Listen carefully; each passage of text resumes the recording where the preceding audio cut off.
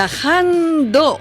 Un recorrido por las denominaciones de origen, un recorrido por la rica gastronomía de España, conociendo sus rincones, su historia, su patrimonio y sus curiosidades.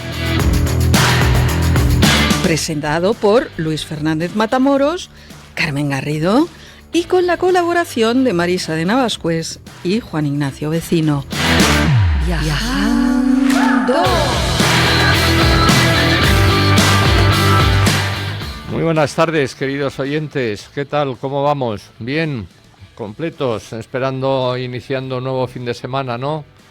Con tranquilidad, degustando el programa ahora a media tarde, tranquilitamente, escuchando a estas excelentes profesionales que tengo a mi lado, como son Carmen Garrido. Buenas tardes. Hola, buenas tardes. Y Marisa Navascués. Muy buenas tardes, encantada. Y nuestro querido técnico, que como nos hace por señas y casi sistema Braille, David López, que también está encantado. Que tenemos en la pecera. Y un servidor de ustedes, Luis Fernández Matamoros. Verán ustedes que causó sorpresa el último programa. Hay mucha gente que me ha llamado, no sé a vosotras, diciendo ¿cómo es eso de que los langostinos ahora ya no hace falta ir al mar y se pueden coger en cualquier parte de España, ¿no? Es que somos muy originales. Muy originantes. Frescos, sostenibles, todo. Dentro de poco vamos a traer aquí al programa, que lo que pasa es que está viajando y tengo el compromiso de que va a asistir una personalidad en inteligencia artificial, en la IA, famosa, que cómo entra también dentro de la restauración y la gastronomía la inteligencia artificial. Yo hubiese querido compaginar precisamente el tema de los langostinos, que suena un poco como inteligencia artificial, y traer también pues a esta persona. No ha sido posible, pero no se asusten ni piensen que se van a quedar en ascuas, porque vamos a traer la persona y que nos va a hablar.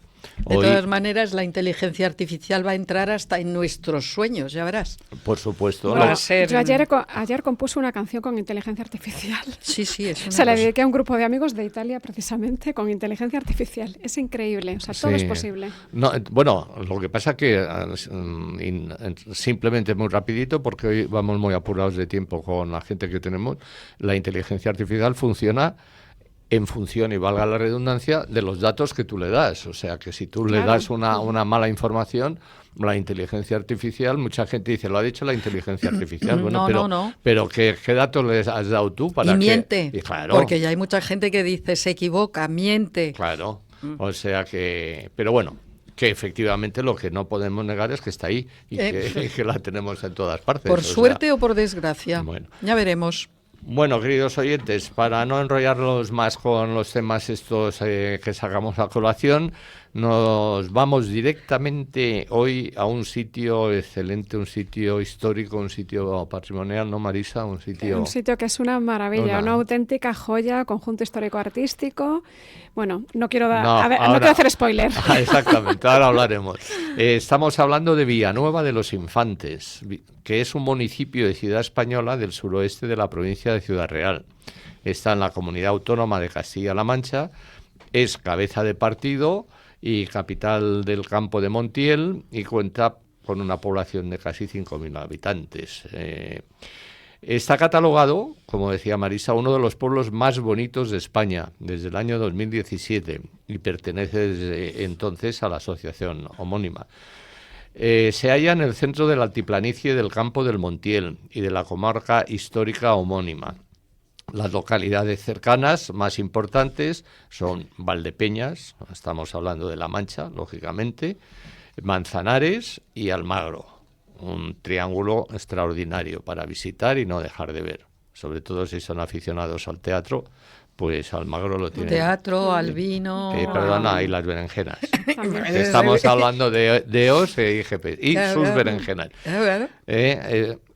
Está a 92 kilómetros de la capital de la provincia de Ciudad Real y 220 kilómetros de Madrid, pero muy bien comunicada por carretera, con lo cual es un paseíto muy bueno para hacer. Y ahora nos vamos, como siempre, a la toponimia. La toponimia y etimología de Villanueva de los Infantes, como hemos dicho, en Ciudad Real, corresponden a una historia de repoblación medieval y a un cambio de estatus jurídico impulsado por la realeza en el siglo XV.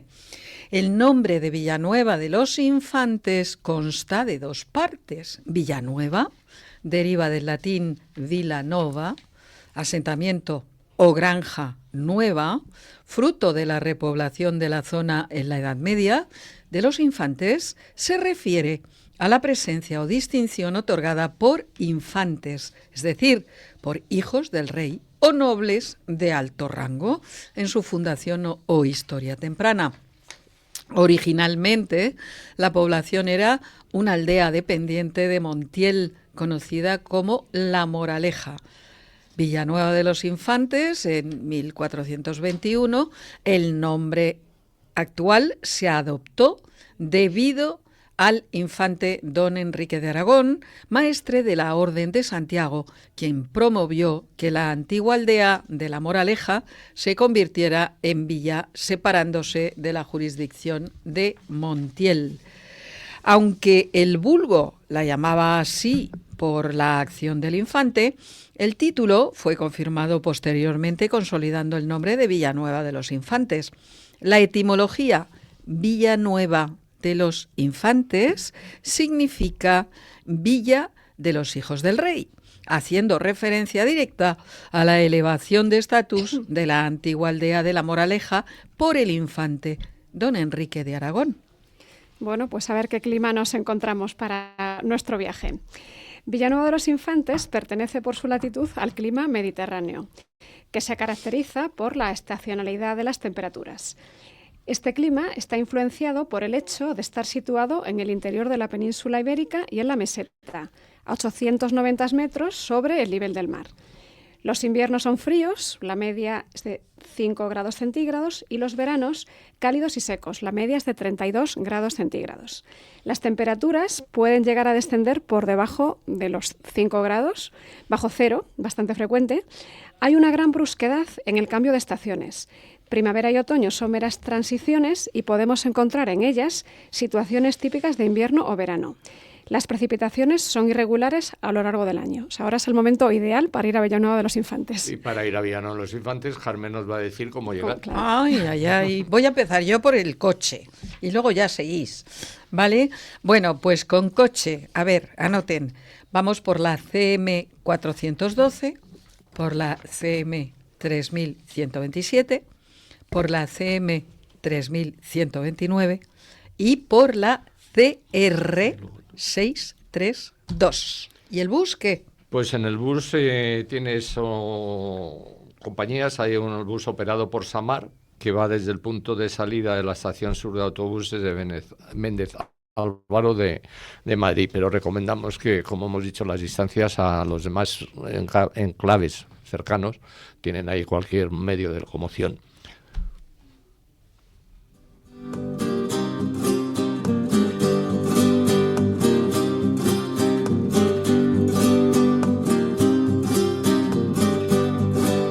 Fandanguillo de infantes, el fandanguillo de infantes, lo bailaba una serrana a la 1 y a las 2 y a las 3 de la mañana, el fandanguillo de infantes lloré.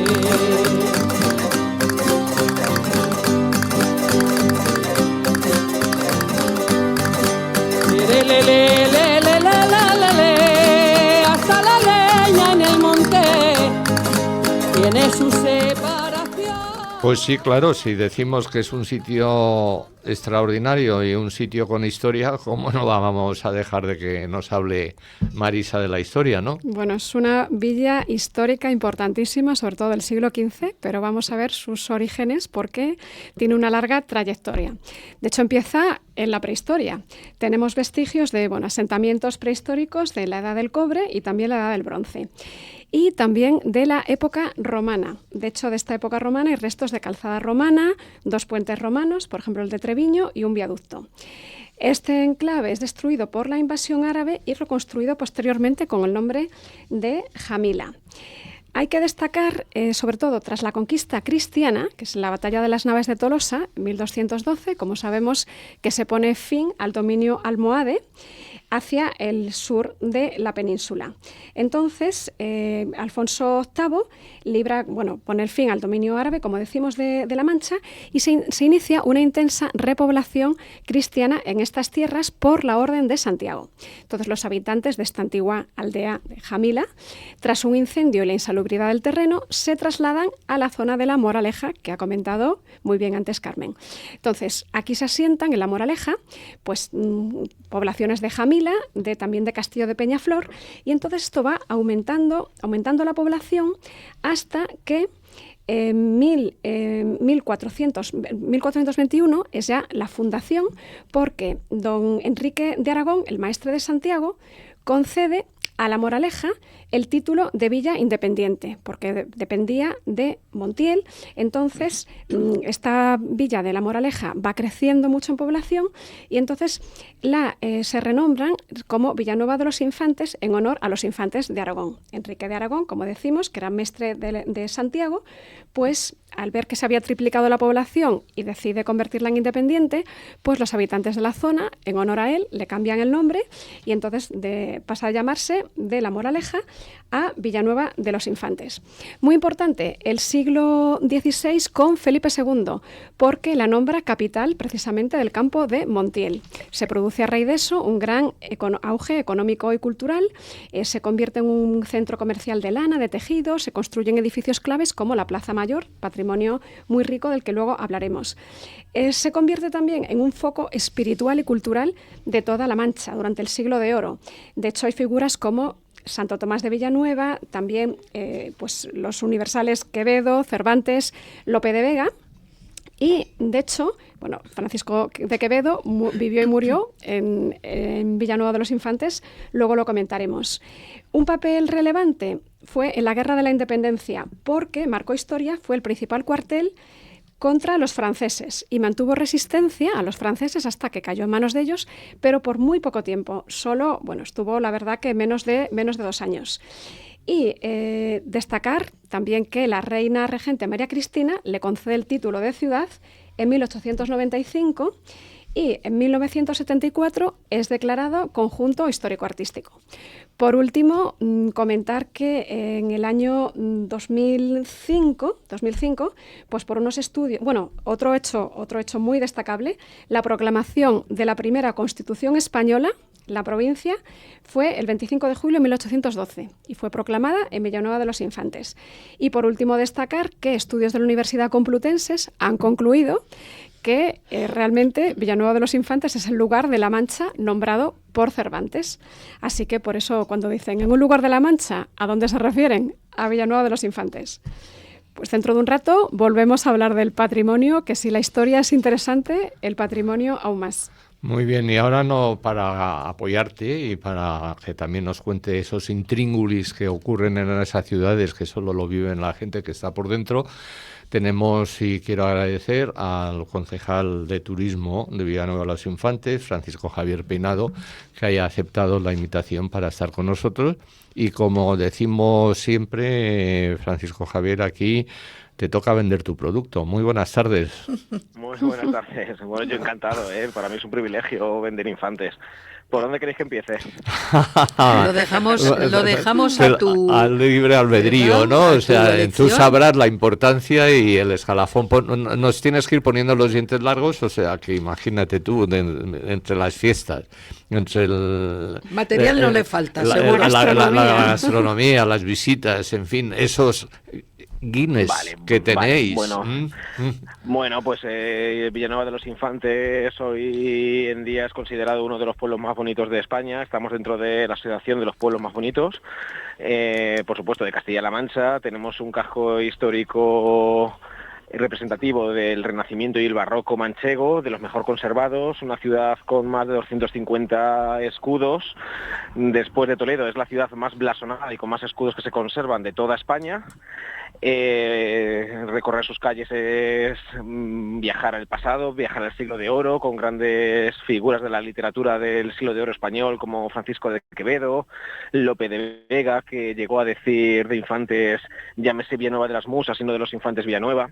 Ahí podemos ver un poco la importancia que tuvo este municipio en el siglo de oro y bueno, también es la tumba de don Francisco de Quevedo, el lugar de la Mancha de cuyo nombre no quiso acordarse Cervantes en el Quijote, según un estudio de la Complutense. Pero que vosotros reclamáis el nombre, ¿eh?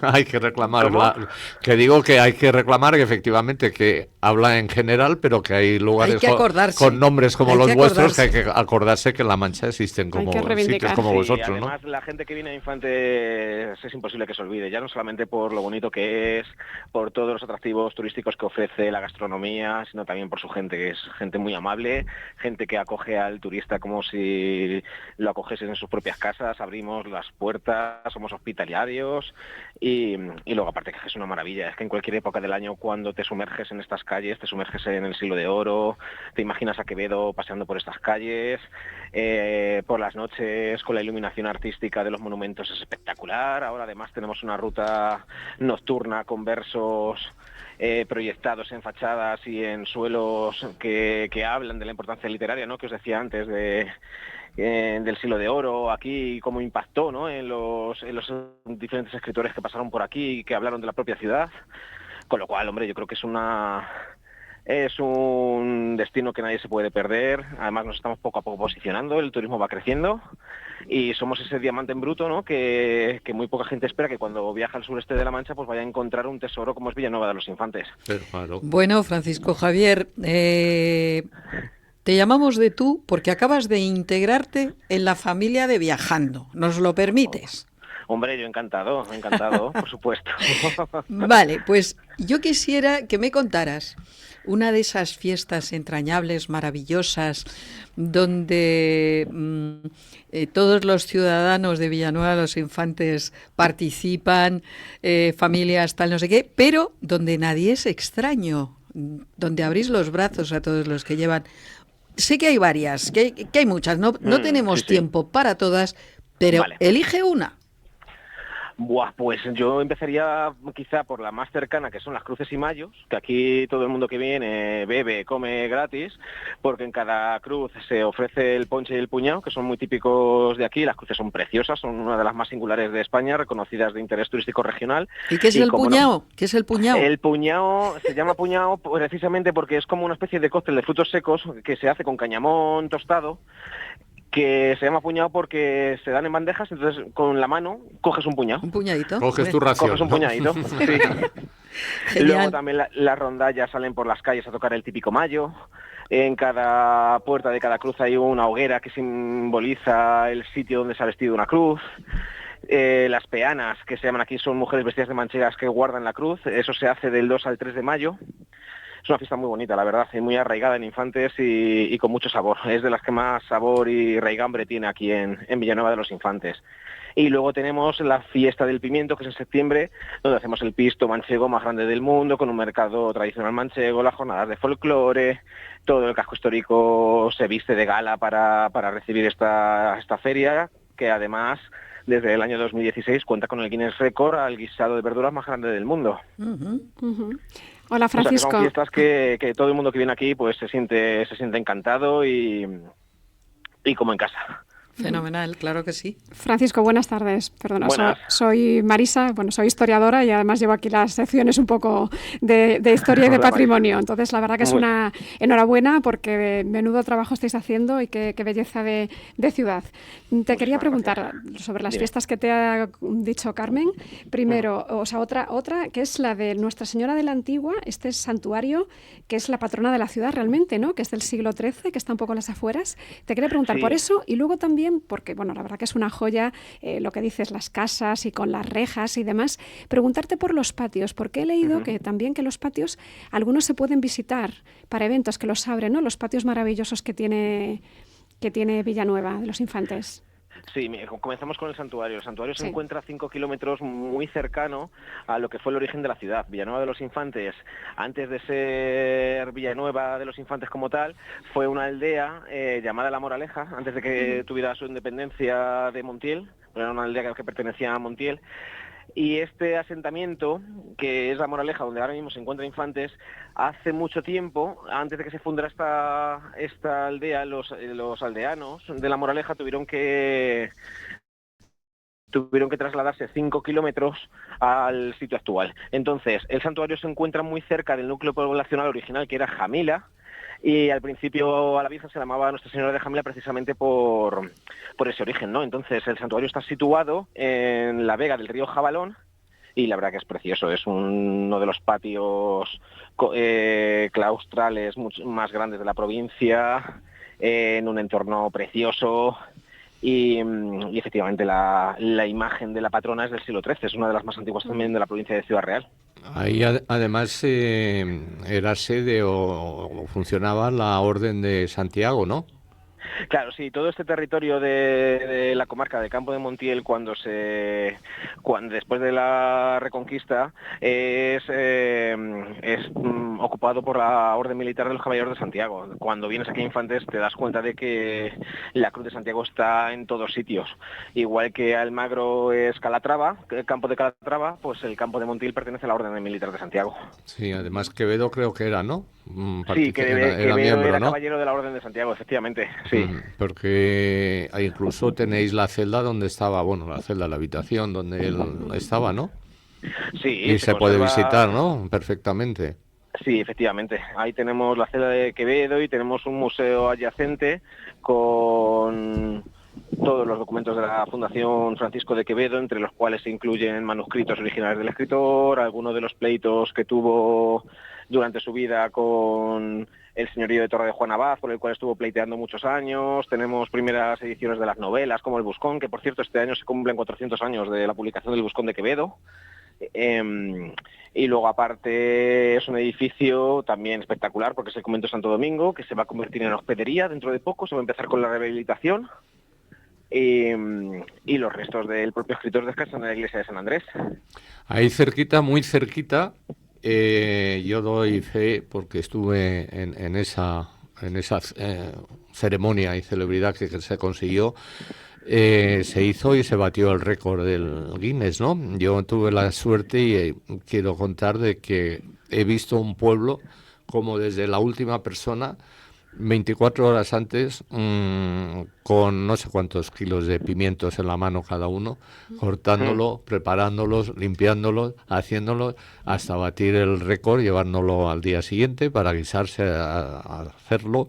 Y Sí, con una grúa de un coche, un camión grúa, levantaba la sartén, esa sartén claro, enorme, y de ahí se clavarla pesaba de nuevo. y ahí se batió todo el mundo en aplausos porque se había logrado. Claro, sí, eso fue en el año 2016, lo que os decía antes, dentro del contexto de la Feria del Pimiento que se hace el primer fin de semana de septiembre. Y la verdad que para Infantes pues fue un reconocimiento muy importante porque comen más de 10.000 personas ese día pisto manchego. O sea que... Y además riquísimo, porque no Sí. solamente es decir, bueno, hemos metido aquí un guiso a ver cómo sale, sino que que estaba perfectamente controlado y era una delicia, ¿eh?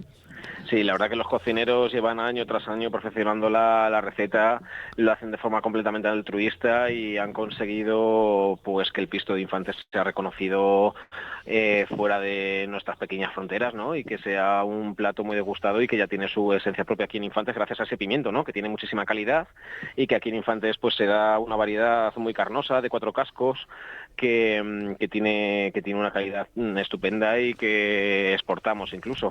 Pues ya lo saben nuestros queridos oyentes. Nos ha dejado con un sabor de boca. Exactamente, ya saben. Maravilloso. Me imagino como Deseando siempre, probarlo. porque nos comentan ustedes que ya se han acostumbrado a ir apuntando todas las cosas, aunque luego cuando se les olvida algo, sé que también vuelven a escuchar el podcast por decir, oye, que nos dejamos de olvidar aquella cosa y tal, y lo apuntamos.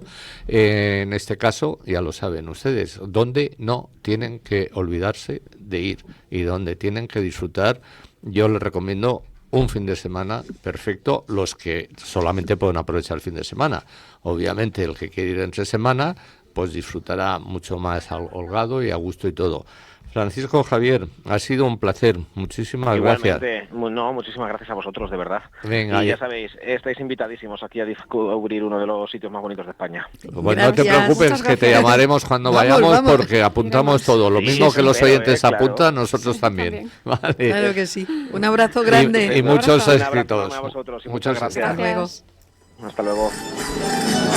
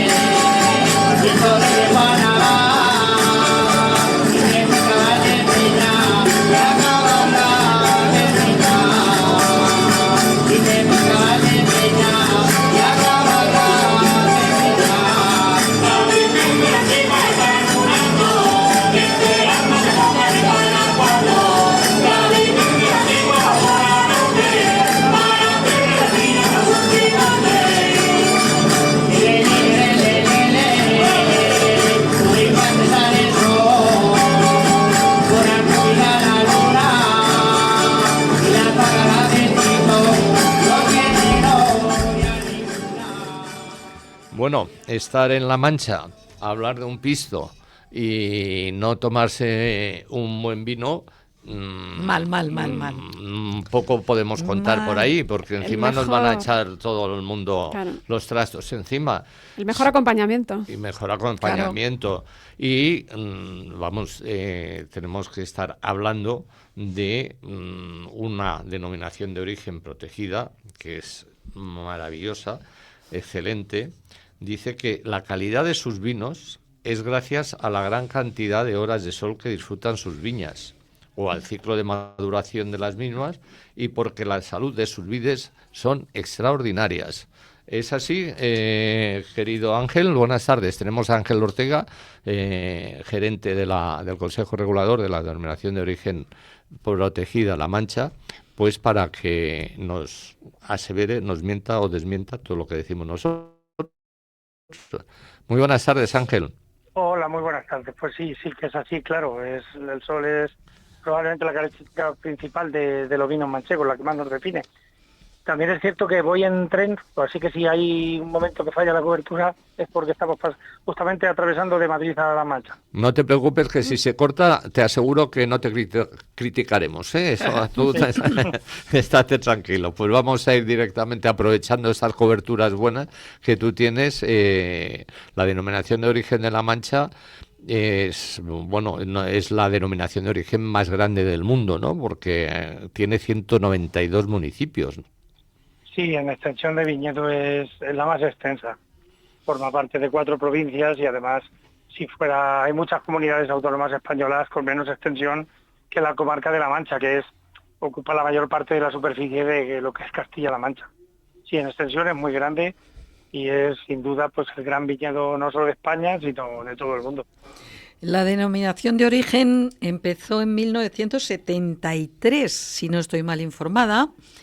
Sí, es verdad que operativamente es del 73 el reconocimiento actual, pero hubo un reconocimiento previo de varias denominaciones de origen, entre ellas La Mancha, que data de 1932.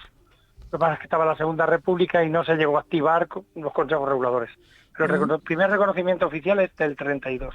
Bueno. Ahí estáis luchando con La Rioja, ¿no? Que La Rioja siempre dice que Hombre, son las más... son más antiguas, Rioja y Jerez. Nosotros hay un grupo de 10, creo que son 10 denominaciones de origen del 32, que somos de las más antiguas, pero no tan antiguas como Rioja o Jerez.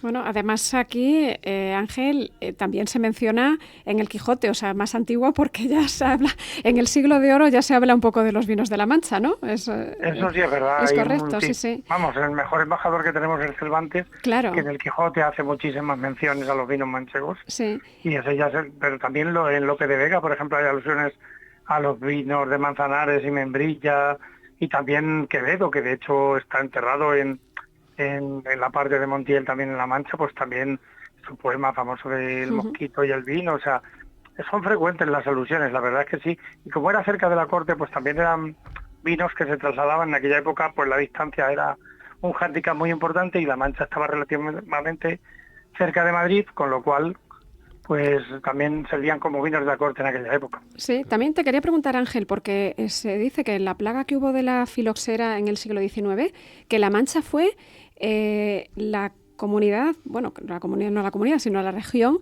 la zona que se vio menos afectada. Los viñedos se vieron menos afectados y que por eso se permitió exportar vino a Francia. Claro, tardó en llegar y luego duró menos que en otros sitios, eso es cierto. Claro, la filoxera arrasa Francia. Yo creo que conforme avanza en Francia, mi teoría es que más o menos cuando los franceses vienen buscando vinos, pues Rioja no deja de ser un parecido a Burdeos. Y cuando vienen a la zona de La Mancha, lo que creo que buscan principalmente los franceses en aquella época es una alternativa al coñac. Por eso hay tanto la variedad Seiren, que fue tan buena para hacer brandy. Hoy día, pues prácticamente todo el brandy de Jerez es con uva Irén manchega. O sea, es una variedad perfecta para hacer lo que coñac en su momento. De hecho, hubo bodegas que tuvieron permiso para poder coñac español durante 100 años, precisamente por abastecer a los franceses. Y hoy día pues se siguen consumiendo la materia prima para los brandis, sigue habiendo mucho en La Mancha. Sí. Es una de las utilidades, no en cuanto a vino, pero es una de las utilidades que se le da a las uvas manchegas. Que es, por cierto, bastante desconocida, porque todo el mundo cuando lleva a la mente el tema de La Mancha, enseguida pues se vas a los blancos o los tintos, ¿no? Pero y todo en función de la clásica Irén, que por decir, como tú muy bien has dicho, un poco fue la nave piloto, ¿no? La nave que entró con esa uva y luego pues habéis ido ampliando, pues vamos, entre las blancas tenéis, yo qué sé, la Chardonnay, la Macabeo, claro, la Pedro Ximénez. Sí, hoy hay 30 variedades aproximadamente. Pero es verdad que cuando yo entré aquí era más del 85% era Irén. Y hace 40 años probablemente el 90% más era Irén. Era casi un monocultivo, porque es una variedad muy versátil, da mucho juego, varía para combinar con otras variedades, para hacer alcohol vínico, para hacer mostos, y ya digo, sobre todo para también vinos normales, pero entonces pues también era útil para claretes, que durante los años 60 y 70 se vendían muy bien en Madrid. Es una variedad que tiene muchas prestaciones y que hoy día pues hacen unos vinos de excelente calidad. Son vinos ligeros, con fruta blanca, muy agradables, muy fáciles de beber. Son perfectos para lo que es la tendencia actual, que viene hacia el vino blanco y que busca vinos que estén muy agradables, pero que también sean sencillos y fáciles de beber. Y bueno, a ver, que no nos olvidemos de los tintos, ¿no? Ahí, ¿de qué uvas hablamos, Ángel? Claro, a ver, nosotros, aunque seamos una zona donde predomina el viñedo en blanco, como denominación de origen lo que más vendemos es tinto. Prácticamente el 70 y tantos % de la denominación es tinto, y de ese 75%, o sea, el 50% de toda la uva que se elabora finalmente con denominación de origen La Mancha es Cencibel, que es el nombre manchego, o Tempranillo, que es el nombre por el que se la conoce en toda España. Esa es la variedad que predomina, pero tenemos Sauvignon Blanc, Cabernet Sauvignon, tenemos Merlot, tenemos Syrah, tenemos Garnacha, Garnacha tintorera. Hasta Monastrell también, ¿no? Sí, sí. Monastrell también hay algo, o sea, Pinot Noir también un poquito. Sí, a ver, a finales de los 90, principios de los 2000, decidieron abrir mucho el abanico varietal para cubrir demanda en mercados nacionales y diversificar lo que era el viñedo de la manchego, que estaba muy vinculado a lo que era la Irén y la Cencibel. Ángel, también sois líderes, además de la región más grande, en elaboración de tinajas, ¿verdad? Para la conservación del vino, ¿no? También en esta zona. Sí, ¿no? es una cosa que ha estado durante muchos años en desuso. Yo, para mí, es una pena, porque yo cuando era pequeño, pues casi todos los pueblos tenían su bodega de tinajas y tal. Claro. Durante muchos años se denostaron, se pasó todo al acero, que es verdad que el acero es el formato pues más higiénico, el que más prestaciones te da.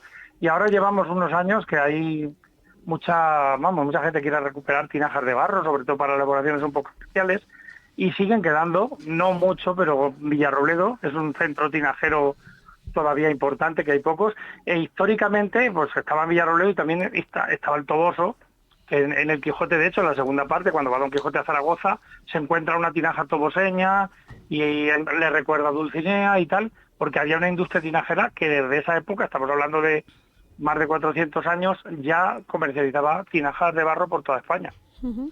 Muy bien, pues has visto qué suerte hemos tenido, porque que no se te ha cortado, hemos tenido buena cobertura sí, y además estoy aquí con un miedo que no. Nada, ya te despedimos con todo el cariño del mundo, dándote las gracias y además, ojo, que yo sé que ahora estáis trabajando intensamente en la promoción y proyección de vuestros vinos, ¿no? A nivel nacional e internacional. No lo dejéis de hacer porque tenemos que todo el mundo sepa realmente esas excelencias que tenemos nosotros en este país.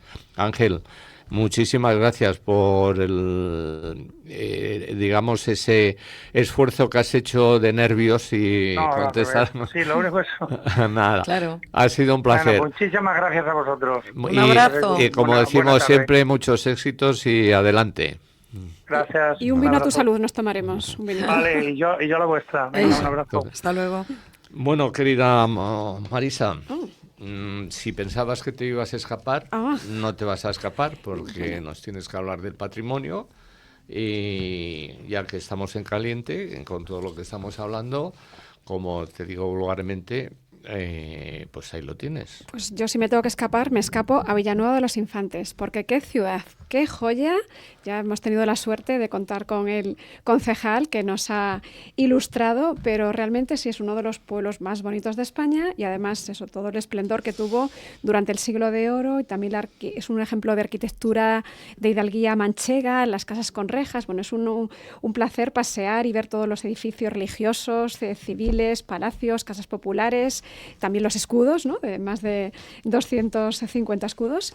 ¿Qué lugares destacamos? Pues primero, la Plaza Mayor, que es del siglo XVII. Ya dijimos que bueno, toda la pujanza que hubo cuando Felipe II pues, declaró como independencia y también como cabeza capital del Campo de Montiel. Ahí se construye la Plaza Mayor y muchos edificios, que es de estilo neoclásico.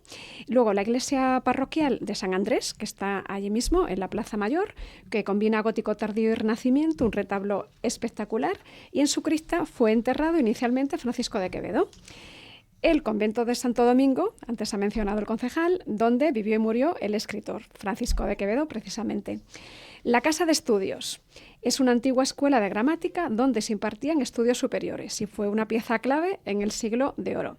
Y el patio es uno de los más bonitos de Villanueva de los Infantes, con bóvedas de arista, balaustrada, precioso. La Casa del Caballero Verde Gabán, que es la famosa casa señorial vinculada a la obra de Cervantes. Y fue casa de la Compañía de Jesús.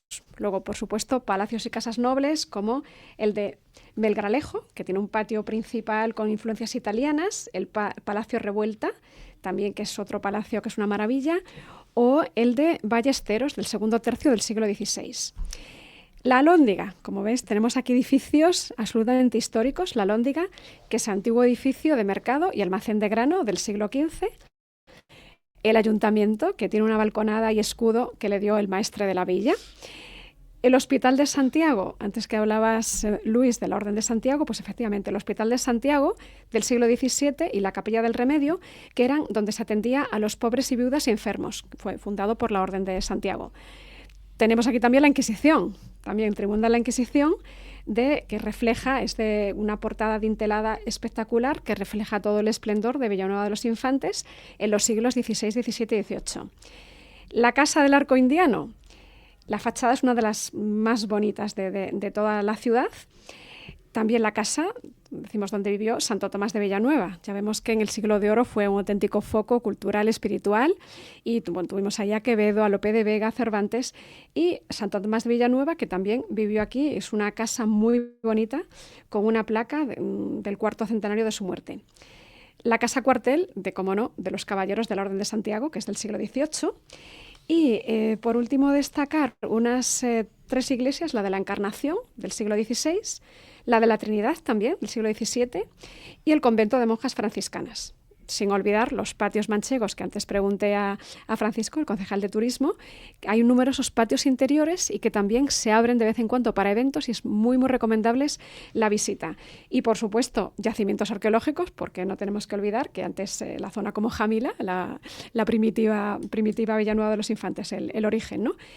Y tenemos museos también, que no nos olvidemos. Museo de Arte Contemporáneo del Mercado y Museo Parroquial. No falta de nada. No. Conjunto histórico-artístico. Simplemente paseando por las calles y ver esos portales con sus blasones, como ya eso... Impresionante. Es increíble. Cuando la ronda se acerca, qué feliz me siento madre. Cuando la ronda se acerca, y oigo la voz de mi amante, que tu padre no quiera, qué feliz me siento madre.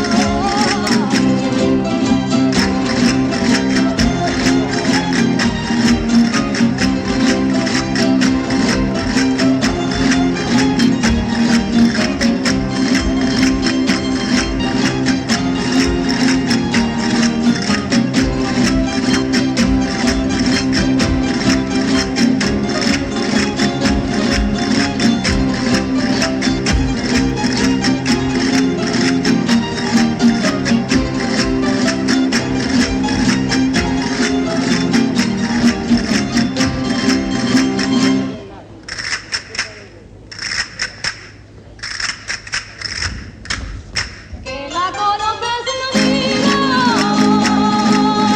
aunque me la rechacé. Que la conoces lo diga. Bonitas las castañuelas. La verdad, Guau. qué poco se oyen ahora en la música Sí, moderna y, sí. y la sonoridad que han tenido Es siempre. Y, maravilloso. yo Sí, creo sí. que incluso un concierto único de Castañuela Sí. es Es que maravilloso. hacen cosas maravillosas tocando sí. castañuelas. Sí. Cuidado que no solamente es el ritmo, hacen, pero claro, bueno, ha caído Bueno. en desuso. Y es la tradición, es algo tan nuestro, tan español, que nos transporta como nuestras raíces. Sí. Es Pues, una gozada. No, ahora nos vamos a transportar dentro del programa a un centro de investigación agroambiental que están trabajando, investigando y sacando productos y buscando siempre la viabilidad y mejorando. Y vamos a hablar concretamente de un fruto seco que siempre se ha tomado en pocas diócesis, como diría aquel, pero nos lo va a comentar precisamente su director técnico, al cual hemos invitado y que amablemente nos ha aceptado la invitación, que es Julián Guerrero, pero para hablar del pistacho. Muy buenas tardes, Julián.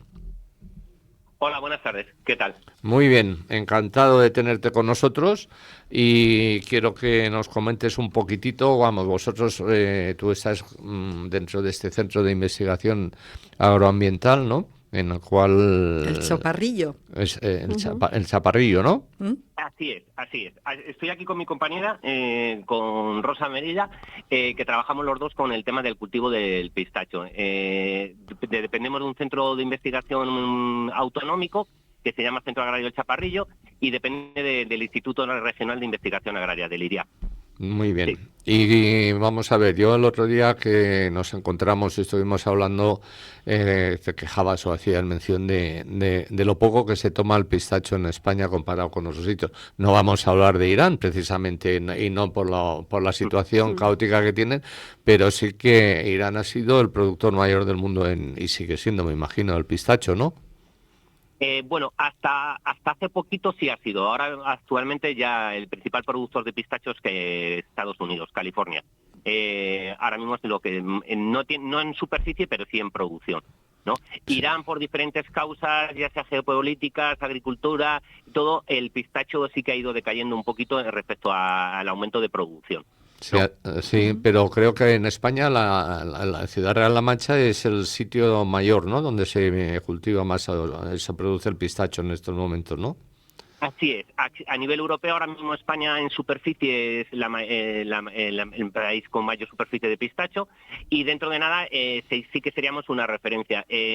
fuera de la Comunidad Europea, pero dentro de Europa, los turcos serían ahora mismo los que mayor producción están teniendo, pero poco a poco creo que nos igualaremos o nos acercaremos a ellos. Respecto a producción. Sí, buenas tardes, Julián y Rosa, soy Marisa. Sí, efectivamente, os quería preguntar, porque La Mancha lideráis, o sea, concentráis el 80% de la producción de pistacho de España. De hecho, se llama el oro verde manchego, ¿no? Sí, la idea es esa. Llevamos muchísimos años trabajando en el cultivo. Bueno, el centro al principio surgió como un cultivo alternativo, buscando alternancia en el campo a otros cultivos leñosos y a los cereales principalmente. Y entre todos ellos al final surgió el pistacho, que sí que se ha ido extendiendo al principio muy despacito, pero poco a poco sí que se ha ido extendiendo a mayor rapidez. Y actualmente sí, Castilla-La Mancha tiene el 80% de la superficie de pistacho a nivel nacional. Por nuestras condiciones climáticas, por nuestro suelo, por todo eso, la actitud del cultivo de momento sí está siendo muy buena.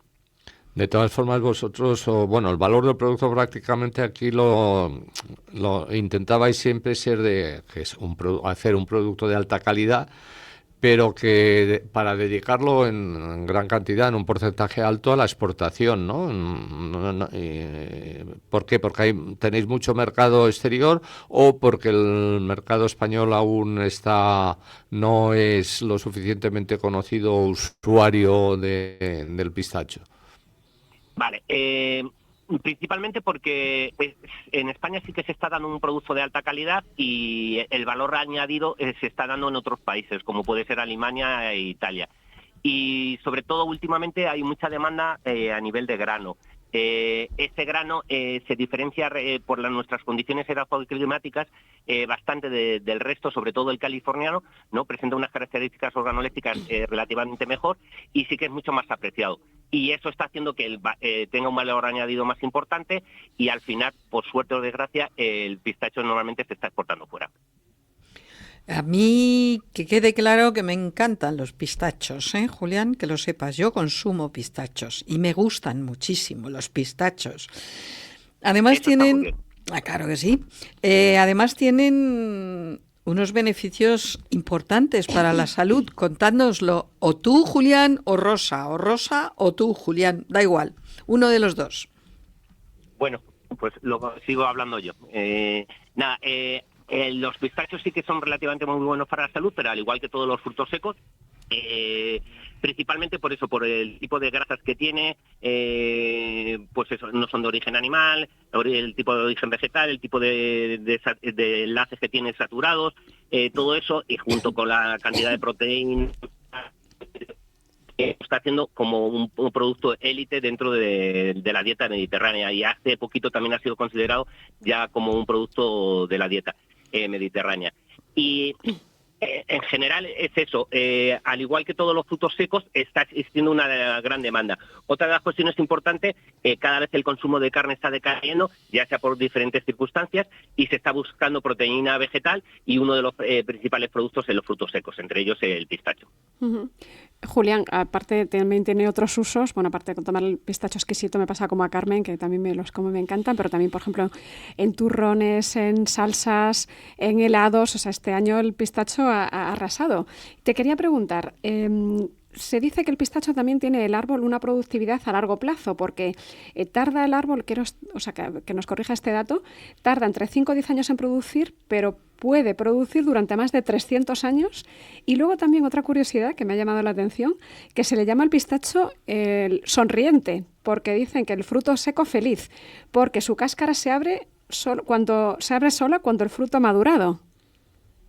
Sí, así es. Ajá. El cultivo es un cultivo lento, sí. Viene de zonas semiáridas, de zonas casi desérticas, ¿no? Y su crecimiento es relativamente lento. Entrar en producción tarda, el periodo juvenil es relativamente largo, dependiendo también un poquito del concepto variedad.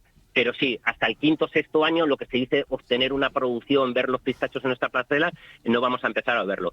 Y luego sí que es un cultivo centenario, como puede ser el olivo, como cultivo más cercano a nosotros, ¿no?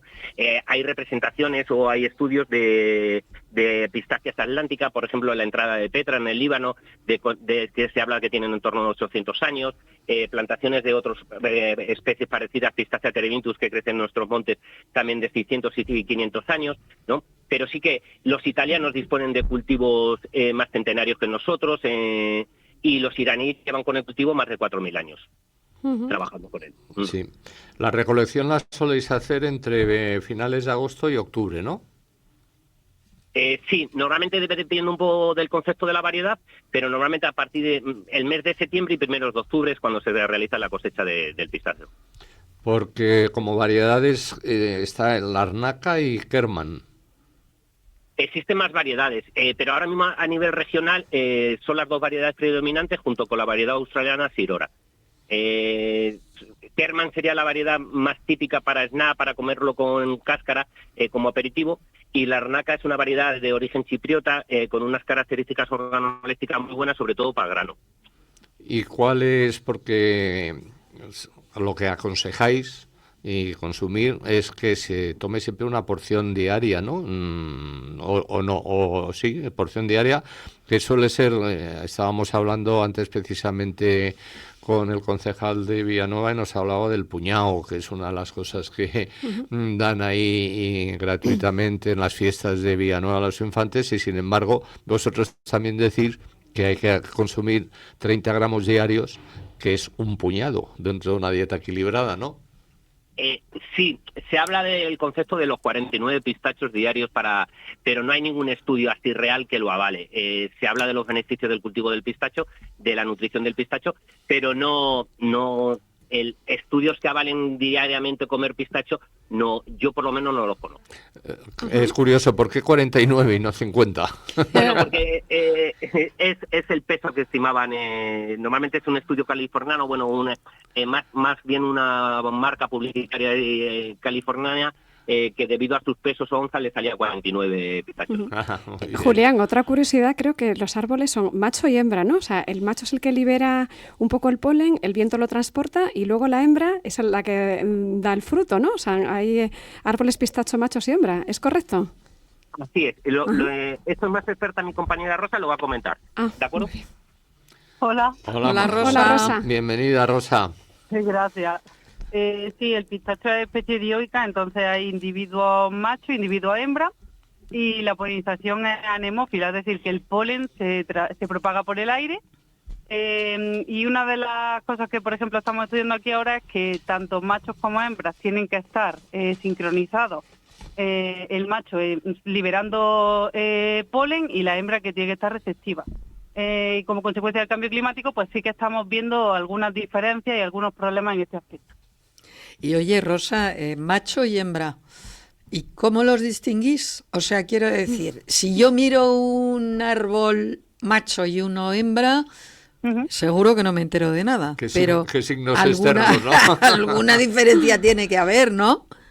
Sí, a nivel visual las flores son totalmente distintas. Las flores.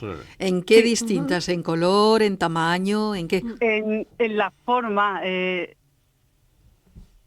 Uy. Claro, aparte de que las flores masculinas y las flores femeninas tienen órganos distintos, visualmente, que sería como la forma más rápida de identificarlas, son distintas. La flor del macho es más grande, como asemeja como a un capullo grande, y las de las hembras son más alargadas y cuando ya están receptivas se empiezan como a abrir y se pueden ir como diferenciando lo que más adelante serán los racimos. ¿Y esto cuánto dura? Quiero decir, ¿se puede ir a visitar una floración igual que se hace con los almendros, con los cerezos, o no? Sí, como claro, empieza más o menos en marzo, a principios de marzo y hasta finales de abril, primeros de mayo, todo ese periodo estamos en floración.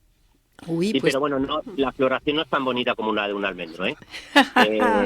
No, que casi todas las plantas que es por la polinización por el viento no tienen los pétalos, esos colores tan vivos ni nada, porque como no atrae insecto, las flores, entre comillas, es un racimo un poquito soso. Bueno, pues pero hemos descubierto que hay machos y hembras. Tomamos nota. Hay pistachos y pistachas. Sí, me imagino que lógicamente estarán acurrucaditos y cerca uno del otro, ¿no? Los árboles. Sí, bueno, a nivel agrícola,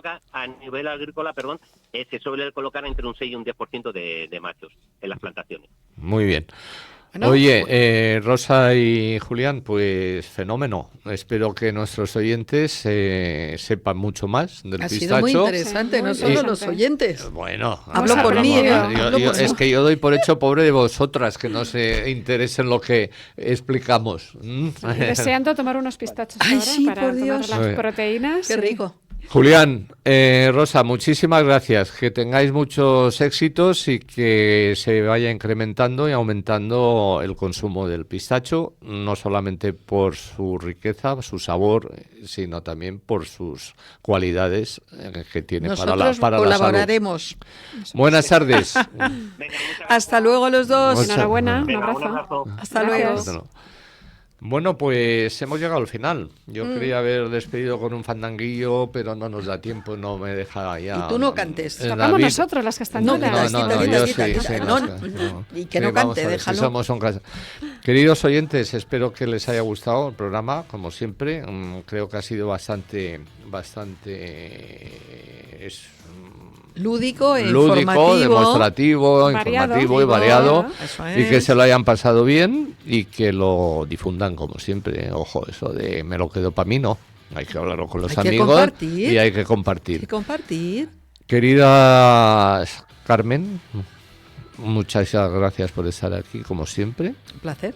Y pobre de ti que no vengas. Querida Marisa, lo mismo digo. Muchas gracias. Pégate lo que le he dicho a Carmen. A David no le digo que no, porque es el que nos dice que si no estamos nosotros pues, no a hay ver. problema. Y como siempre, como les he dicho, un servidor, Luis Fernández Matamoros. Es un placer compartir con este equipo tan maravilloso y sobre todo con ustedes, saber que son mejores que nosotros en mucho y nos oyen con mucho cariño y amor. Nos vamos todos viajando. ¡Ando!